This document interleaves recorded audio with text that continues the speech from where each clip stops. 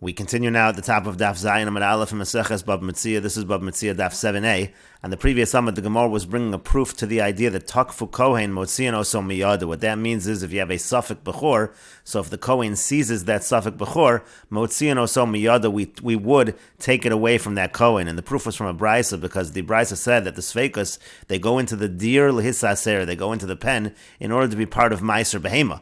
And the question is, if you're talking about Suffolk Bechor over there, so how could it be that they're able to be used as Meiser Behema if that animal comes out as number 10, as the Meiser Behema, and we're saying really the Kohen could seize that animal, it is essentially possibly the mammon of the Kohen, the money of the Kohen, how can you use it for your Meiser Behema? It really doesn't belong to you, it really belongs to the Kohen. And so the Gemara had therefore again brought this proof that Takfu Kohen, Motzian Oso Miyado.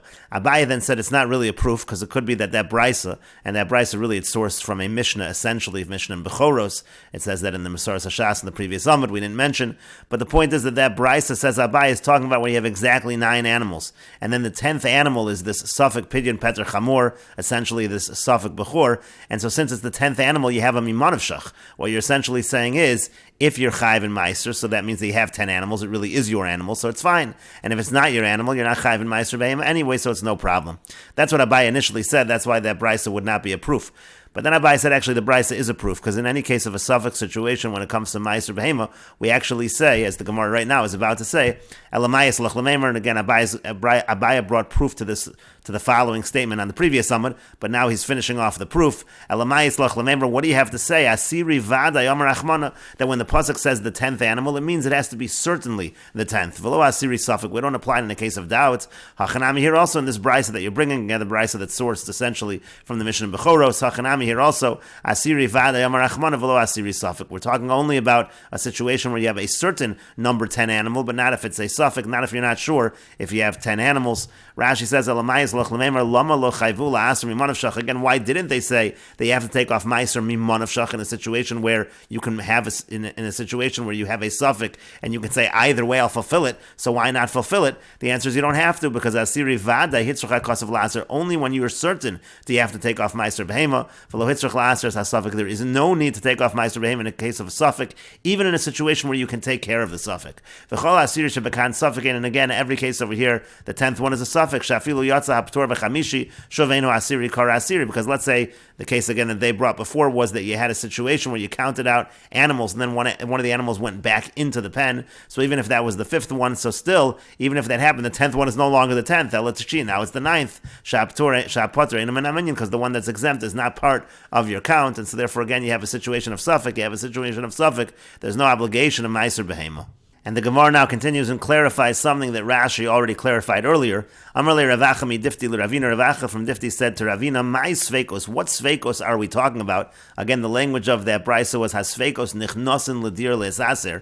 As Rashi says, "My sveikos da amrin le'el hasveikos nichnosin ledir lezaser." We said earlier in that brisa source from the Mishnah that the sveikos enter into the pen to be part of the Meiser Behema. What kind of animals are we talking about? Ilema Suffolk Bechoros. If we're talking about literally animals that is Suffolk, if it's a Bechor, so Yiyah Kodesh Amar Achmana V'lo Shekvar Kodesh. The pasuk says it is going to be holy, not that it was already holy. And what the Gemara means to say is that if you have a Suffolk Bechor, it's going to be considered Kadosh, it's going to be holy. That's what the Gemara means, Shekvar Kodesh, it's already holy. And then there is no din of Meiser Behema in that case, so we can't be talking about Suffolk Bechoros. And so instead the Gemara says, Ela Suffolk Pidyon Peter Chamor. Rather the case is a Suffolk of a Pidyon Peter Chamor. Again, that's what Rashi mentioned on the previous summit. You have a situation of a firstborn donkey, you generally redeem those onto a sheep, but here you have a Suffolk Pidyon Peter Chamor, Uchid Rav Nachman, and it follows what Rav Nachman said. Yom Rav Nachman Amar Rabba Bar Avua, because Rav Nachman said that Rabba Bar Avua said Yisrael sheyeshlo asara Suffolk Pitrei Chamor b'soch beso. If Yisrael has 10 Suffolk Peter Chamors in his house, Ma'afresh Alein Asara Sian, so he separates on those 10 sheep, Umiasran, and then he's able to take off Meiser. He does do the Meiser Behema, Vehein Shalo, and then they belong to him. And so you see there is a din of Meiser Behema in that case. And Rashi explains, Suffolk Pidyon Peter Chamor means Telesh Hufresh al Suffolk Peter Chamor. You have a sheep that was separated on a firstborn donkey, but it was a Suffolk if it was a firstborn donkey. Shafilahu Peter Chamor Vade. The idea over here is that even if it was a firstborn donkey, Ein Betelezeh Shel Pidyon Mishum Kedusha. There's no din of Kedusha on the sheep that is used to redeem that firstborn donkey. Asar Asian, and then you have 10 sheep. Lafkui Surayu Lemishri Lu Bavoda. What you're essentially doing is you are now using those sheep to take away the Isser that now you can use the Chamor for avoda, you can use that suffix firstborn chamor to do work with. And the point over here is, in that situation, you don't have a problem of kvar kadosh. There is no kedusha, and therefore you can have meiser behema in that situation. And the Gemara continues, "My hava alad masusa." What is the conclusion regarding the question of the bathhouse? The question of the bathhouse was on the previous Amud. There were two people who were arguing over a bathhouse, and one of them made the bathhouse hektish. The question is that chal? And the Gemara says, "Tashma, come and hear the following proof." Damar Rav Chia bar Avin, because Rav Chia bar Avin said, "Hava uvda bei Rav Chisda bei Rav Huna." There was an incident by Rav Chisda, and then Rav Chisda brought the incident to Rav Huna for a ruling. Upashta meha Damar Rav Nachman. He answered the question from the statement of Rav Nachman. The following statement: Rav Nachman said, anytime you have money that you can't get with judges, you don't have evidence, you can't prove it's yours, so then if you make it hekdesh, it is not kaddish, and that is exactly the case by the masusa, by the bathhouse. The person was not able to get it with dayanim, and therefore it is not hekdesh.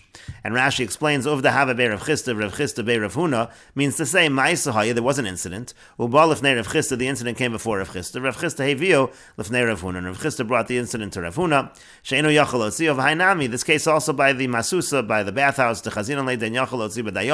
we see that he's not able to get it, he can't seize it through the courts, because he has no evidence, and therefore it is not going to be hektish.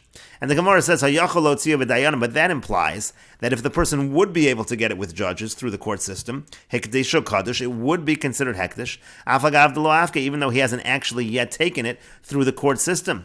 But is that really true? But didn't Rabbi Yochanan say, somebody steals something, and the owners don't give up hope, both parties are not able to make it hektish. This one because it's not his, meaning the person who stole it, it's not his. And then the original owner, who it really is his, but it's not in his rishus, it's not in his possession because the gazlan has it, so he can't make it hektish also. And so that should be true here by the masusa as well. That should be true by the bathhouse. And the Gemara says to that, you can't bring a question from Rabbi Yochanan, because misavid b'masusa metaltal and askinan. Do you think we're talking about a bathhouse that's like a movable object? B'masusa mekarkoy askinan, we're talking about a bathhouse that is not movable; it's part of the land, and therefore, in such a situation, the chiyachol lotzia b'dayanim, as long as you're able to get that through the court system, b'reshus ekayma, it is considered to be in this person's reshus, and that's why he's able to make it hektish.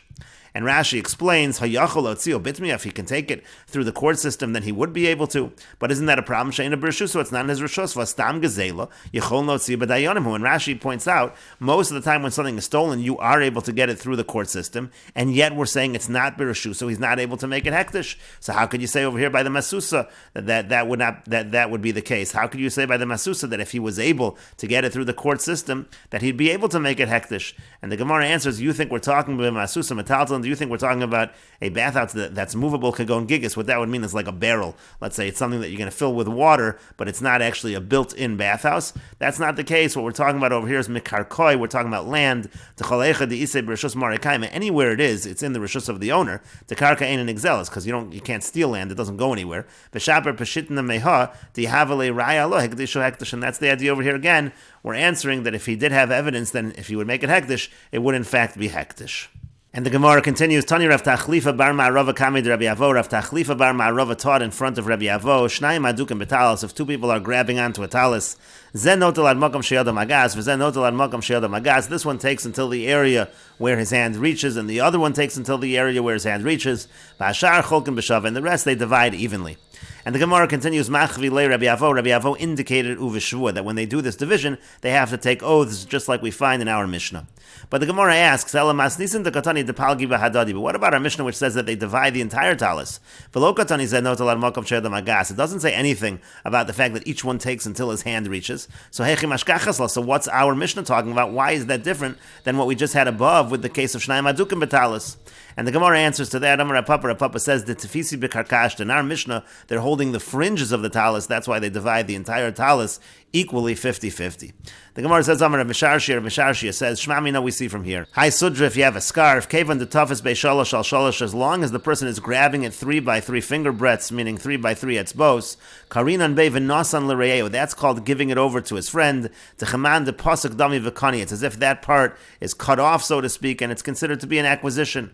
But the Gemara says to that, now why is that different than what Rav Chisda said? The Amar Rav Chisda, because Rav Chisda said, get biyado mashicha biyado, let's say a husband husband is giving a wife a get, so if the get is in her hand, but he has a string attached to it, and it's attached to the get, it's in his hand, meaning the string's in his hand, and if he's able to pull on the string and bring the get to himself, then she's not divorced. But if not, then she is divorced. And so over there we see, even though she's clearly holding it, it's no different than holding the scarf 3x3 etzbos, but apparently it's not considered to be an acquisition because she's not considered to be divorced as long as he can pull it back to himself. And the Gemara answers to that, Hasam krisus ba'inan v'lek. Over there you need a real separation, a real cutting off between the husband and the wife, and you don't have that when he's holding a string. But hachan esina ba'inan, but here you just need it to be given over, v'ha'ika, and that you do have. And Rashi explains first Bar Ma'arav. It said that his name was Rav Tachlifa Bar Ma'arav. Rashi says that means Me'eretz Yisrael.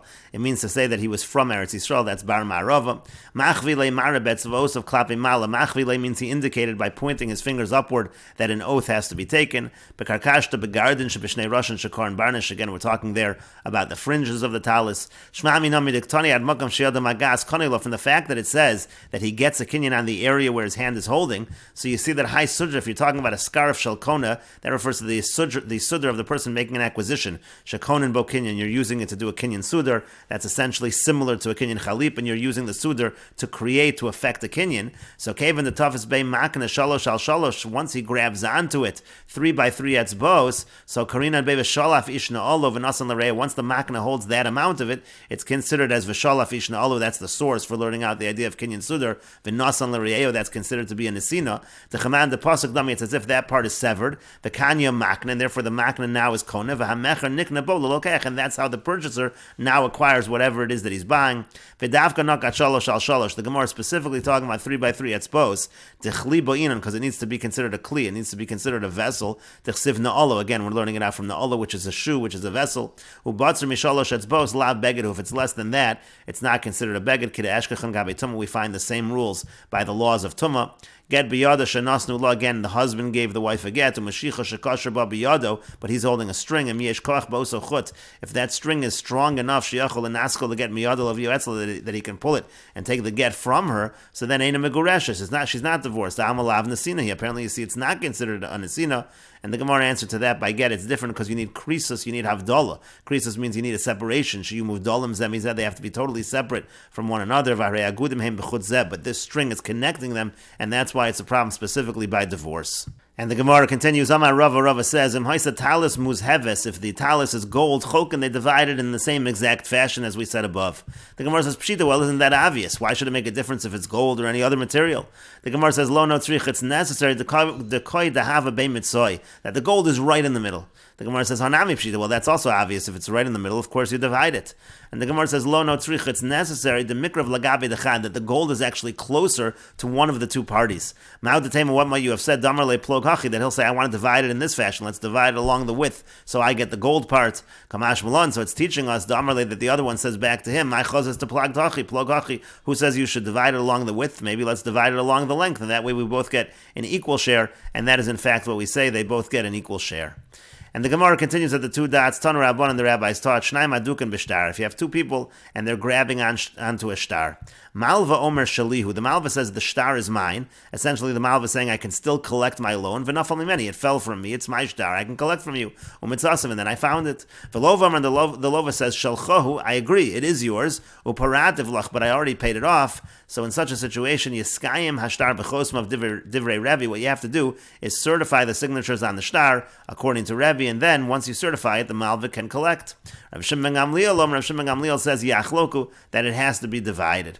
And the Gemara continues, Nafali Adai, and the Brisa continues, if it comes to the hands of a judge, Lo Yotzio Olamis, it should not be taken out forever. Rabbi Yossi says, Hareu b'chazkaso, it stands in its original chazaka, whatever its original presumption was. And Rashi explains, Shnaim Adukim b'shtar hamalva v'halova, meaning the lender and the borrower, they're holding a shtar, and they're having a dispute. Shalcho parativ loch. The lova says it is yours, but I paid you. V'chzarta li umimeni nafal. What that means to say is you then return the shtar to me. It fell from me. It didn't fall from you. I already paid off this shtar. So yeskayim ashtar b'chosmav. So the opinion of Rebbe was, that was the first opinion, that we certify the shtar. Kasal gadaydach. Right now we think dohachi kamer. This is what he's saying.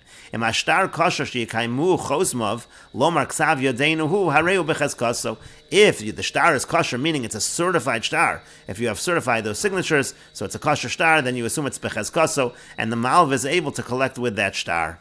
And then the Gemara said, Nafal, the Brisa said, Nafal ashtar liyadayin, if the star goes to the hand of a judge, mashma dehachikamer, that implies saying as follows, imotzo dayin, let's say it's not found by the malva or the lova, let's say it's found by a judge, so there lo yotzio, so olamis miyadayin, it should never leave the hands of the judge.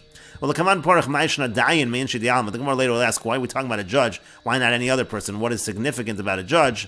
And the Gemara continues, Amar Mar, the master said, Yiskai Mashtar B'chosmov. Again, that was the opinion of Rebbe. Rebbe said, you certify the star. V'gavi le malva kuli. So the Gemara says, and then the malva is going to collect the entire thing. Rashi says, V'gavi le malva kuli bitmiya. This is a question. He should now get to collect the entire thing. V'lesle masnisin shnayim ochzen v'chulu. Doesn't he hold of the Mishnah? Shnayim ochzen b'talis. The same thing over here. Shnayim are holding on, are adukin b'shtar. Why is he getting the entire thing? You should split it.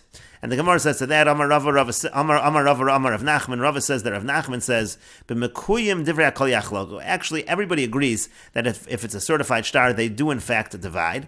Ki pligi b'she'eno mekuyim. What they're arguing about is if you have an uncertified star. Rebbe Savar Rebbe holds mod b'shtar shekosvu tzarich l'kaimo, that if the person admits that the star was written, that it is a good star, so it needs to be certified. V'hi mekayim le polygon. If it's certified, they split it. V'hi lo mekayim le lo polygon. If it's not certified, they don't split it. My time. What's the reason? Chasba bi'almahu. It's just a shard. It's not worth anything. Man kamashvi leila hay shtar. Who's the one that's making the star worth anything? Lova. That's the borrower, because he's saying it's a real star. Hakamar de Peria, and he's saying he's the one that's saying it's already paid off, so he doesn't have to pay. Rabbi Shimon ben Gamliel said, but Rabbi Shimon ben Gamliel holds mod b'shtar shekasvu ein tzarich l'kaimu. Once the lova admits it's a real star, there's no need to certify it. He's already admitted that this is a kosher star. What would be the use of certifying? V'alfa gav de lo mekayim le, and therefore, even if it wasn't certified, yachloku, so then they're going to divide it. And Rashi explains, b'mekuyim shekasabo henpik sheyotza kvar bebezin. That means to say that there's a henpik written, which means the bezin's already certified it. It was in bezin vehidu edim al chasimas yadon. The witnesses testified this was their signature. V'chosvin hadayanim bo shtar denan nafik hadmona, and the judge is right. This star came before us. V'asidu ploni ploni al chasimis yadayu, and it's already been testified by so and so on their signatures. V'ashanu v'kaimanu kadechazi, and we are certifying this star. So if it's a certified star, kuli alma lo pligi diachloku. Everybody agrees in this case. You have Malvin Lova both holding the star. They divide it. It's a perfectly good star. The question is who's in possession. Techi amrin on the iskay mashtar v'chosmav lo lemigvi malva kula kamer. The point is, when we say to certify the star, Rebbe was not saying it's in order to allow them to the malva to collect the whole thing. Elo lemigvi palgi. He was simply saying to certify the star in order to collect half. Now the problem is Rav Shimon ben Gamliel says to split it also. So we have to understand then what's the machlokas Rebbe and Rav Shimon ben Gamliel, and that's what Rashi continues and explains. Upluksayu, the machlokas between Rebbe and Rav Shimon ben Gamliel is, as the Gemara explained, kishe'enu mekoyim. They're arguing when it's not certified. Rebbe says, now even though Rebbe is saying, even though the borrower admits that this is a perfectly kosher star, essentially from what the Lova is saying, there's no reason to certify the star because he agrees to the validity of the document itself. The Lova Lomos, he says there was in fact a loan. Still the lender needs to certify it. And even if the star is in his hand, the Lova can say, I paid it off. Because as long as it hasn't been certified, who is the one that's making the star worth anything? It's the Lova, it's the borrower, because he admitted that it was a good star, that it was written, that he wrote it. But he himself is also saying it was paid off, and that's why it must be certified. If it's not certified, we don't simply say, well, the Lova said it was a good star, and then we ignore what the Lova said about him paying it off. But once you have the star that is certified through witnesses, at that point the Lova is not believed to say I paid it off, and that's in a situation where the Malva is holding the star, but here you have them both holding, so they split. Hilkach, therefore, here where they're both holding the star, if the Malva does certify it with testimony and renders it a good star, so then the only belief that the Lova has is the fact that he's holding it. He's holding half of it, like any Mitzia, we would say we split it, and we split it over here. But if not, then he doesn't divide. Because there, even if the entire thing is in the hands of the Malva, but if it's not certified, the borrower would be believed to say that I paid it off, and so that really is the machlokas between Rebbe and Rav Shimon ben Gamliel. The actual machlokas is in this situation where it's the lova that's essentially rendering the shtar into a good shtar. So Rebbe says if that's the case, it has to be certified. Otherwise, you can't collect even half. Rav Shimon ben Gamliel says no, it's not true. Once it's already considered a good shtar, so then he's able to collect half. Since they're both holding on to it in this case, again, he gets half. He doesn't get the entire thing. And the Gemara continues again. We said above in the Brisa, nafali adayin, if it's in the hands of the judge, lo yotziu olamis, he shouldn't let it out forever. He shouldn't release it at all. And we will continue with this discussion in the next video on Daf Zayin Amud Beis.